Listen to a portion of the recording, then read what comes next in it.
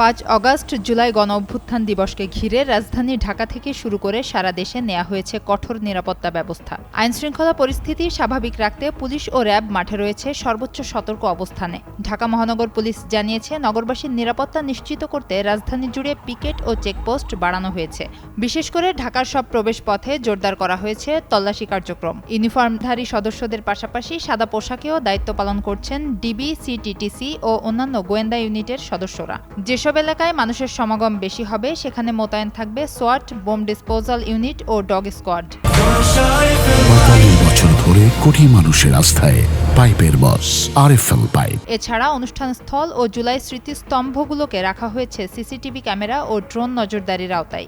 যেকোনো জরুরি পরিস্থিতি মোকাবেলায় প্রস্তুত রাখা হয়েছে কুইক রেসপন্স টিম। অন্যদিকে র্যাব জানিয়েছে, ঢাকাসহ সারা দেশে বিশেষ নিরাপত্তা পরিকল্পনা বাস্তবায়ন করা হয়েছে। গোয়েন্দা নজরদারি বাড়ানোর পাশাপাশি সাদা পোশাকে সদস্যরা বিভিন্ন গুরুত্বপূর্ণ স্থানে দায়িত্ব পালন করছেন।